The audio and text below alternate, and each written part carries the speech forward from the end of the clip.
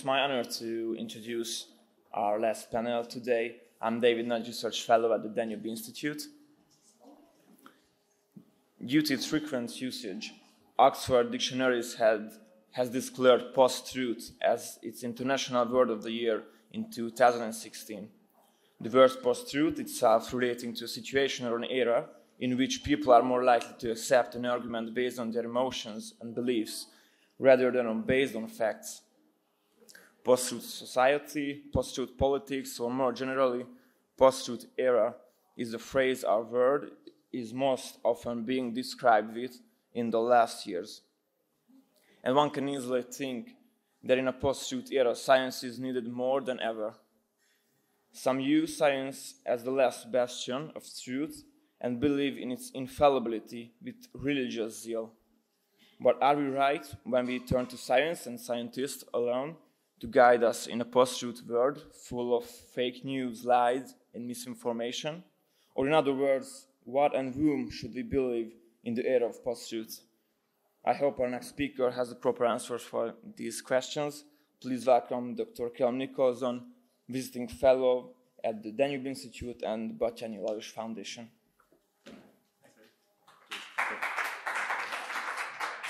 Hello, Jonapod. So first of all, thanks for the invitation. I actually did the Free Market Roadshow a few weeks ago all across. It was Romania, Moldova, Vienna, and Podgorica in Montenegro. So this is my fifth event now. Different topics. But so today my talk title is The Problem with Experts, Science and Scientism in the Post-Truth Age. So for the last 5 years, we've heard frequent reference to the idea that we live in a post-truth age. Certainly in this time, the status of formal expertise has fallen, and experts increasingly find that, to a sizable and growing minority, their very role as authorities renders them suspect, supposed agents of nefarious agendas. Among most sober-minded people, this state of affairs is viewed as something of an epistemic apocalypse, a sort of apocalypse of knowledge, a cataclysm for Western culture and reason itself, as significant numbers of people not only irrationally dismiss authoritative narratives and frames of reference and the technocratic authorities who produce them, but also then turn instead to alternative and often dubious sources of information, usually found online. In the social media age, algorithmically promoted authors are increasingly replacing institutionally curated authorities as the sculptors of our worldview, and indeed in many cases our self-image as a society. But at this stage it's worth noting that the word apocalypse, which I've used, in fact has two meanings. While we tend these days to use it as a synonym for cataclysm, its original meaning was more interesting. Its original meaning was the revelation of what had previously been concealed. In light of this distinction, in this talk I want to suggest that we might benefit from considering the post-truth age as apocalyptic, but in the original rather than the modern sense. It considers the possibility that, far from being a sign of growing irrationalism, the loss of faith we are seeing in authority and expertise in general instead reflects perhaps a growth in healthy, rational, reasonable, and legitimate skepticism. Having done this, I want to then propose that how we may ensure that, in rejecting the insights of established authorities, the skeptical have a reliable alternative and do not then find themselves falling for alternative authors who, in truth, are nothing more than anti-establishment purveyors of nonsense. Okay, so in his fascinating 2009 book, The Master and His Emissary, the British psychiatrist and literary scholar Ian McGilchrist tackled the question of what makes the two hemispheres of our brain different and distinct. This is an old question, of course, and has elicited many competing theories. Some argue that the distinction is between the science side of the brain and the arts side of the brain. Others that one side is rational and the other emotional. Still others have described one side as male and the other as female. Adopting a less outcome-oriented approach, McGilchrist compellingly argued that the difference between the two hemispheres is simply in how they pay attention. The right hemisphere, what he terms the master, is interested in the contextual whole of something, while the left, what he terms the emissary, is instead concerned with the detailed contents of the parts, not the whole. Put simply, evolutionarily, the left brain is basically for zooming in on detail, to zoom in basically on what you are hunting and eating, while the right brain is for zooming out, to keep an eye on who might be hunting and wanting to eat you. While the term master and emissary might seem to imply a hierarchy, McGilchrist argues that the two are, or rather in a functioning brain should be, cooperative, not competitive. We, of course, need both abilities. We need to zoom in on content, while also keeping an eye on context in order to live our lives, to look at what we're eating and who is trying to eat us. And we also see these distinctions manifested in how we think and the roles we play in society. In the military, or indeed in a business or organization, there is a distinction between what we might term tactical and strategic work. The former, tactics, dealing with the details, the latter dealing with context, assessing one's strategic priorities given the broader picture of what is going on. Or take building a house.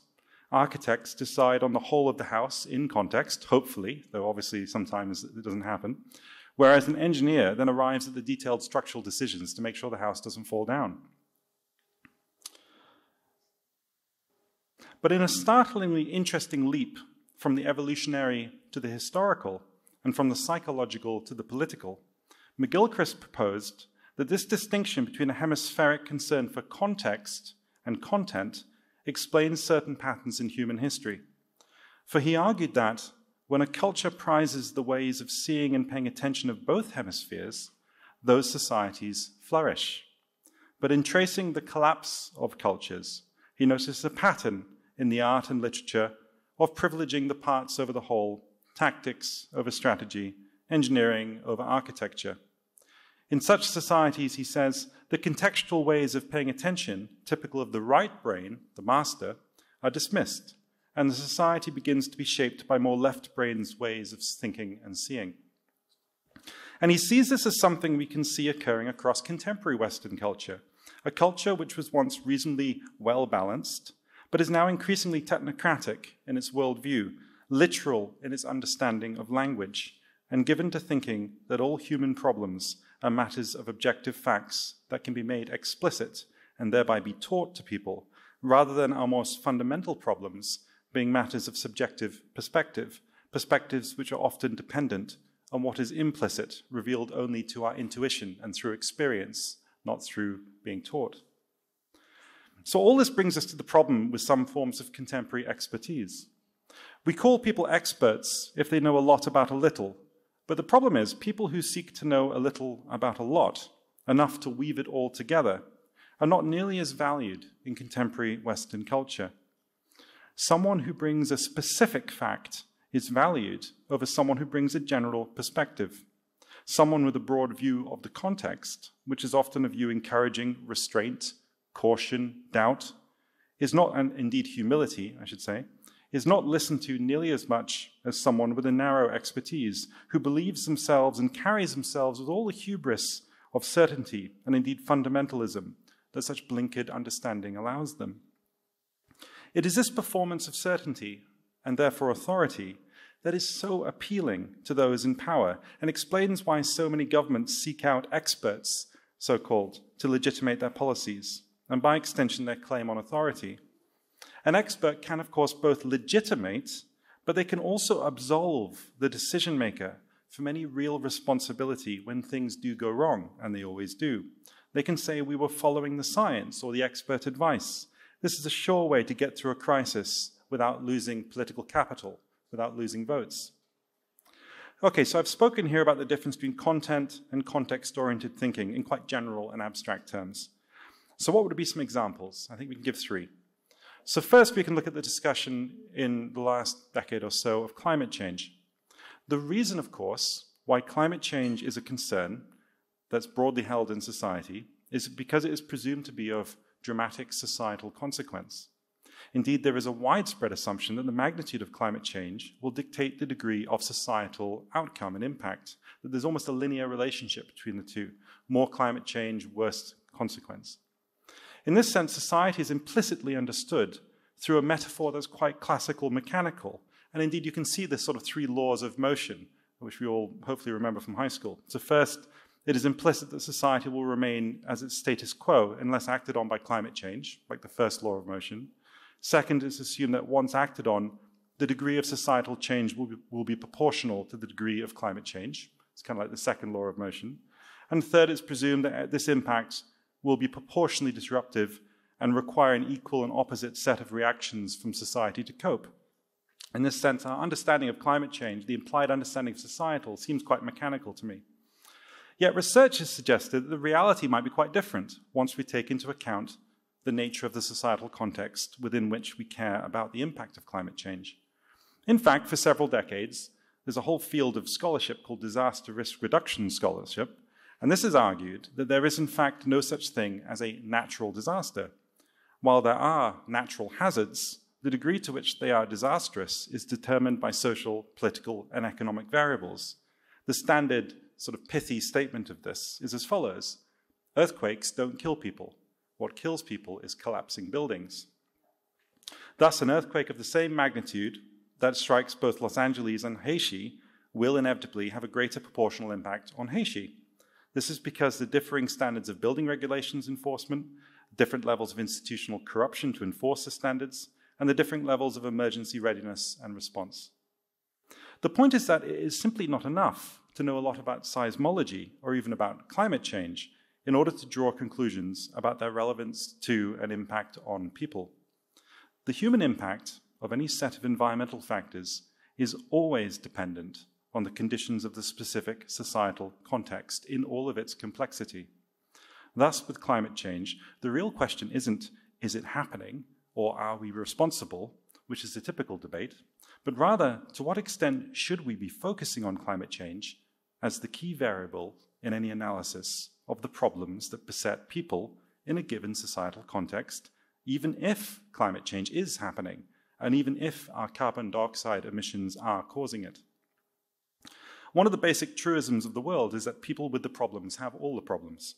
Indeed, the people in the so-called third world context, whose problems were seen as to do with famine in the 1980s or a lack of development in the 90s, are precisely the people who today policymakers have in mind when they talk of, for instance, climate migrants. When experts focus on the theme du jour, such as climate change, as a way of framing an analysis of human suffering, they arguably do the people in question, I think, a disservice. In focusing on the content of the theme, climate change, what is ignored and presumed to be a neutral backdrop that has no bearing on the outcome is the cultural, political, and economic context that renders these people so vulnerable to processes such as famine or now climate change. A second example, so that's climate change, a second example of the problem of prioritizing content, technical content, over context, can be found in the now conclusively failed efforts at nation building in Afghanistan. The British writer and former politician Rory Stewart has argued that Western plans for nation building in Afghanistan were assembled using constellations of abstract jargon and buzzwords, with strategy documents on how this could be achieved, tending to be replete with generic thematic concerns such as governance or achieving our vision through social compact or linking strategy to sectors and cross-cutting themes. But these documents were always devoid of context-specific concepts that were relevant to that region, like Pushtun, Hazara, Tajik, Islam, Sharia, Jihad, Communism, Northern Alliance, or even Warlord. If you word searched the documents, you couldn't find any of these words in the documents on Afghanistan.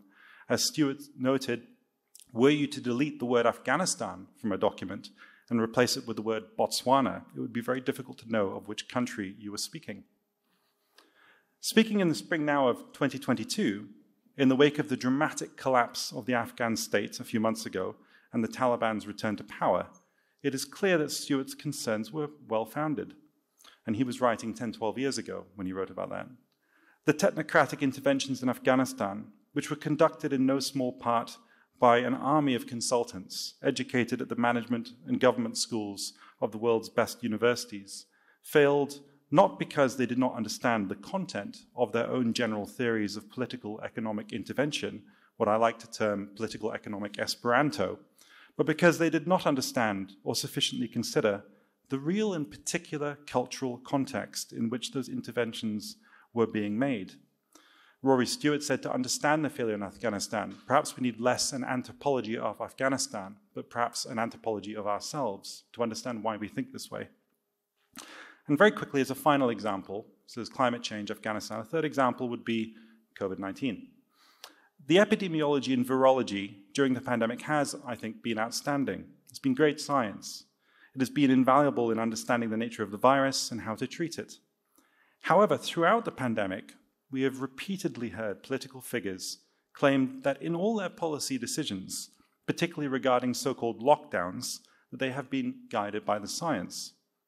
Yet the question of what restrictions are proportional in the face of a pandemic is not, in fact, a question that science can answer. It is a question that is as much about subjective values and culture, about our subjective understanding of what is an acceptable level of risk, as it is about objective facts and data. What is the balance between lives and livelihoods? Is there more to life than the avoidance of death? What is an acceptable level of risk for a population to endure? These are not scientific questions, but rather philosophical and cultural ones.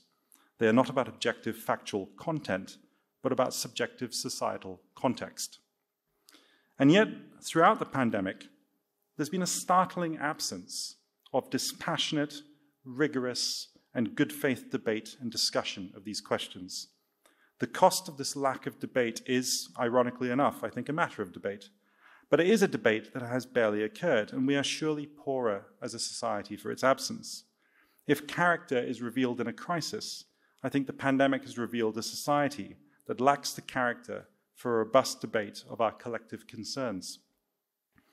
Okay, so having laid out the assumption and what I'd see the bias in our culture of focusing on content over context, and having illustrated the problem with the examples of climate change, Afghanistan, and COVID, I want to end by returning to the problem of post-truth, because, of course, my title is The Problem with Experts, Science and Scientism in the Age of Post-Truth. So arguably a great deal of the reaction we're seeing in contemporary culture against elites and the establishment in the last few years is due to many people recognizing, however subconsciously, that there is something wrong with the picture they're being sold by the so-called experts, as again and again the promise of that picture fails to manifest in reality, or simply doesn't fit the complexity of the real world and our real lives within it, as that picture is one that is simplistic and lacking a full appreciation of the broader context within which the given expert's factual content exists. Clearly, there is a need to evolve our thinking as individuals and as a broader culture. But in what way? What sort of evolution or revolution are we looking for? And is there any precedent for doing so? And I think we can first turn to the history of physics for an example of the latter. So in 1687, Isaac Newton came up with the theory of mechanics, which I've already referenced, of course, which provided equations for how physical objects interact in space. In this theory, he had assumed that the context of everything in the universe, space and time, were always static. They were kind of a neutral backdrop. They were almost a sandbox within which the events of the physical universe play out. Then over 200 years later, Einstein was trying to make sense of how it is possible that the speed of light moves at a constant speed relative to everyone, regardless of how fast each person is traveling, a finding that was irreconcilable with Newton's static space-time framing. The details don't really matter, but his solution revolutionized the way we conceive of the universe itself, as it required him to overthrow Newton's basic assumption, his framing assumption, that space and time were in fact static, were in fact neutral, were in fact the sandbox within which things happened. He realized that space and time instead were dynamic, that they were a continuum, dilating and contracting relative to each other. Light can remain at a constant speed relative to all observers, because the context within which light travels, space-time itself, distorts. Perhaps in our understanding of society, then, our understanding of ourselves, perhaps we need a similar relative evolution in how we think. We need to see the cultural context is not simply a neutral backdrop to the study of the nature or impact of factual or scientific content, or a sandbox within which we play with ideas, but is rather constitutive of and deeply implicated in everything we do, and relevant to how we engage with all the content we know or presume to know.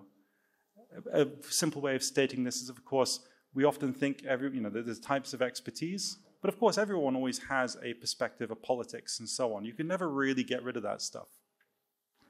So to conclude, to my mind, the key to repairing the post-truth epistemic ruptures, the ruptures in knowledge that are currently distorting the public sphere in liberal democracy, is to recognize that science is a tool for use, not a window on truth, or at least it's not the only window on truth. By analogy, if you are building a house, you use tools to build a house, a hammer, a saw. But the question of how to make an aesthetically pleasing and comfortable home is not a question a tool can solve. Similarly, science is a tool that can help us build the society we want, but we cannot let science be the architect of society. Content should serve context. Things should serve people.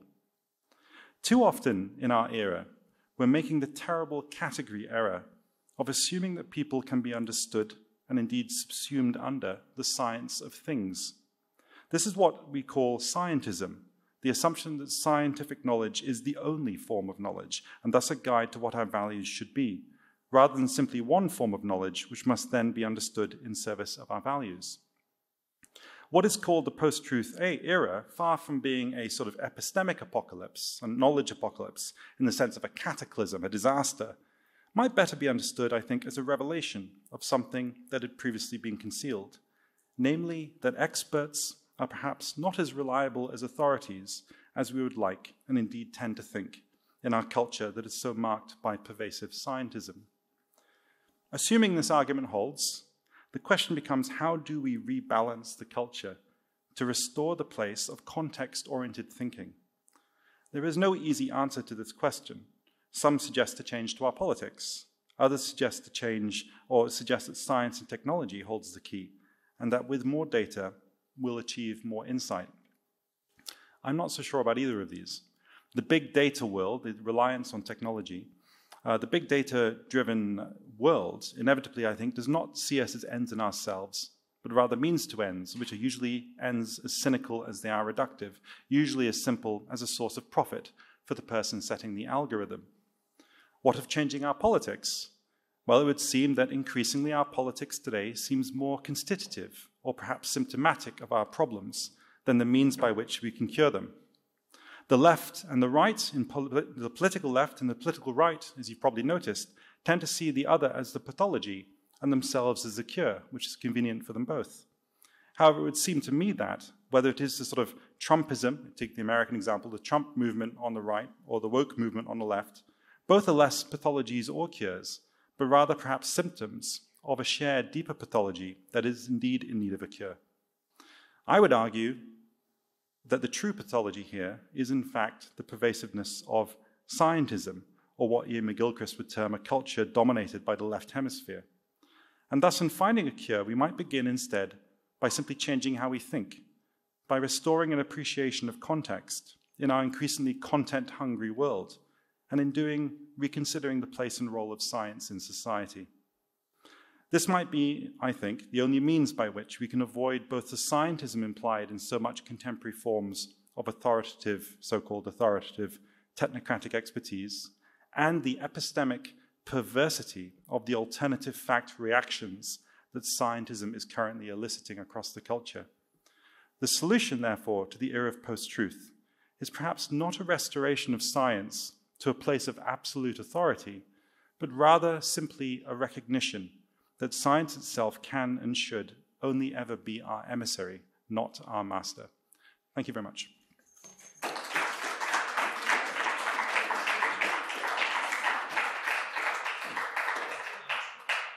We are to bring the conclusions to a close without questions, but actually sure. I have the responsibility of doing that, but it also includes a question to you. If you will step aside sure. and let me think. Well, first of all, I have to announce that immediately that Calum and I are finished, there's a reception, and we hope we'll enjoy meeting you there. I have to make these bread and butter things. I'm sorry, they get in the way of the logical flow, but there we are. And what I want to begin by doing is first expressing, of course, our admiration for your talk, which is full of interest and provokes one question in me. And actually, I'm attempting here to merge the last session on China with the question I'm putting to Calum. It seemed to me that the question which you put to Lee in the course of your debate can only be answered really by two other questions. It's hard to answer directly as Lee did, because she was accepting certain ideological presuppositions. But the questions I would say are this: how do we explain the amazing career, 12-year one, but still, of the Third Reich, when we examine its ideas and its policies, which included completely irrational economic policies, the devotion in the middle of a war of scarce resources to the murder of 6 million of its citizens when the Russians were advancing, and the amazing ability of German factories to continue pumping out armaments and planes at a time when they were under extraordinary bombardment by the RAF and the United States Air Force. The regime, in the sense we normally talk about these things, never collapsed. It continued right to the very end. And in a sense, it collapsed only after its defeat. And that was partly because the German people saw the terrible things of which they'd been guilty, and consequently, in a sense, wished to put aside behind them that whole thing. Now, the second question is, how do we explain the extraordinary 70-year career of the Soviet Union? Since from the very beginning, the Soviet Union was wedded to an irrational economic policy developed in depth in virtually every area of society. That society not only murdered huge numbers of its own citizens, but it took a particular interest in murdering key workers at crucial moments. Stalin got rid of a lot of his best generals just before the war which he intended anyway with Nazi Germany. And of course, right to the very end, it was by the standards of a liberal political economy, it was squandering resources. Estimates differ as to whether or not the Soviet Union was spending 25% or 40% of its GDP on military equipment and military investment. So, I mean, it managed to carry on for 70 years, and then it did collapse. I mean, it was an internal collapse.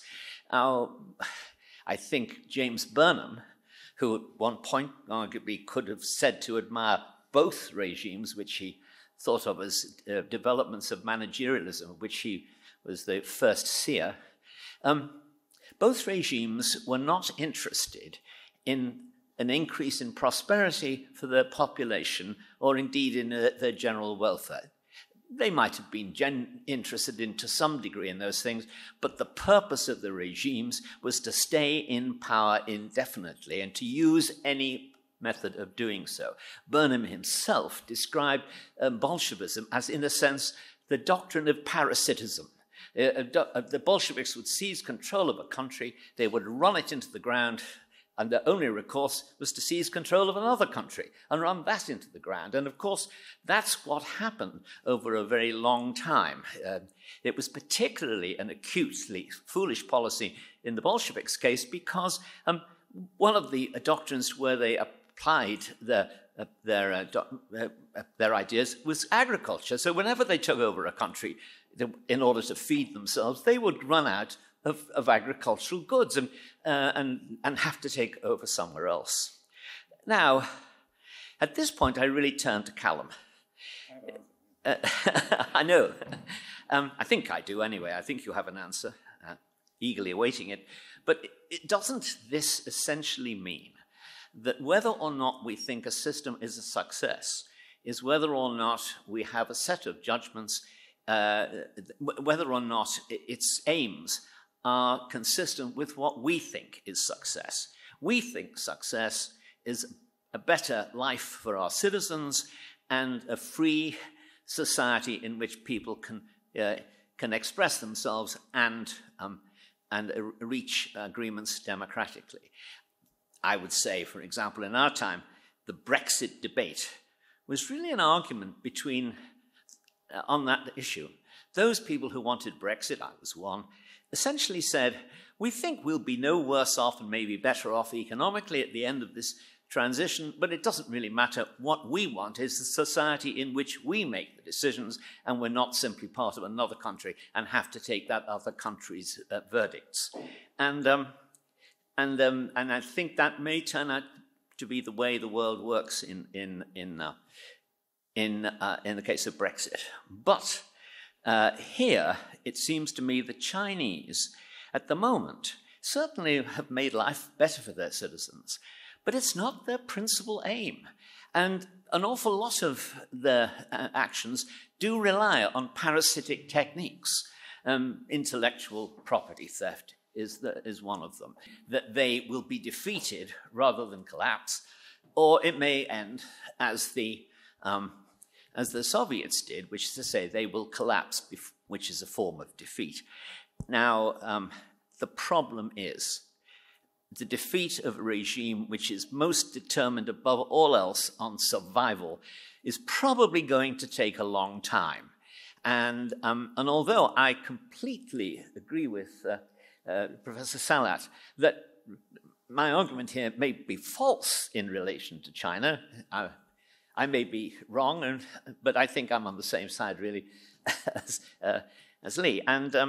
But nonetheless, so we really do need, and this is, I come back to the very beginning of my remarks, to my opening remarks this morning, which is we in the Free Market Roadshow, in this organization of organizations, our object is to defend and advance the cause of freedom.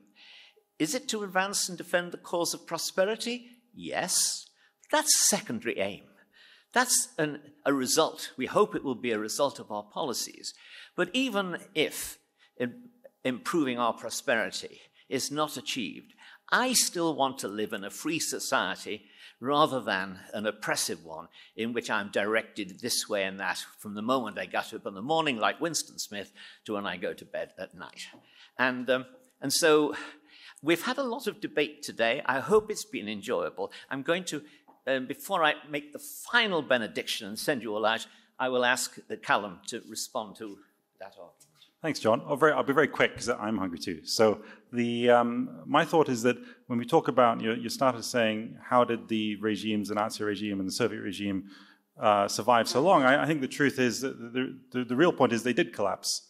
Now, I think the reason they survived as long as they did is because, for two reasons. I think people, as you imply, that there are frames of reference that are very subjective, and for whatever reason they emerge and they gain currency. And people often, we always tend to want to give good faith to people to say, well, maybe there's some value in this. And so we give them a chance. But then often the reason they start to fall apart is precisely when they start to not just contradict themselves, because we all contradict ourselves, but precisely when there are no more rules, where if you are willing to do anything to maintain power, absolutely anything, then at a certain point the gig's up, and then things do collapse. So I think my point is would just be that I think we need to understand that there's we do come at things from different frames of reference. People do have good faith in that, and when they do collapse, the only real sustainable position is one of I think least prescriptive. I think giving people the freedom, like for most of us, if we assert things in the world and say this is how you ought to live, at a certain point we're going to run into a contradiction or an exception. But if we say, I give you the freedom to decide how you ought to live, that's quite a sustainable position because it's grounded in humility, not hubris.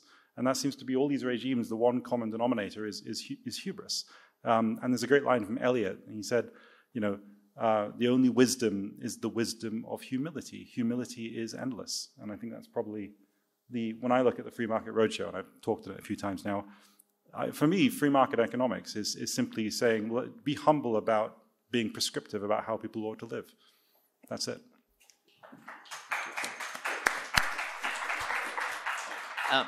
Well, and I think another quote from Eliot here is, dreaming of systems so perfect that no one will need to be good. There are no systems in which no one will need to be good. And if we ever have them, it won't be altogether good for us. I want to thank Calum for his speech. I want to thank all of the speakers and commentators on this occasion. I think it's been it's been very valuable intellectually. We've had lots of good discussions about matters of importance. It's been entertaining as well, which I think is no small important matter in questions of intellectual argument. After all, if they're not entertaining by and large, we won't have enough of them, and we'll make bigger mistakes than we otherwise would. So all of those things I think I want to thank you for, everybody here. I want to thank the absent Barbara Calum, who dreamed up this idea and to whom I'm grateful for an invitation to involve ourselves in it. And I look forward to meeting you all at the next Danube Interest Institute, well, not only the next Free Market Roadshow in a year, but the next Danube Institute meeting. Thank you very much indeed.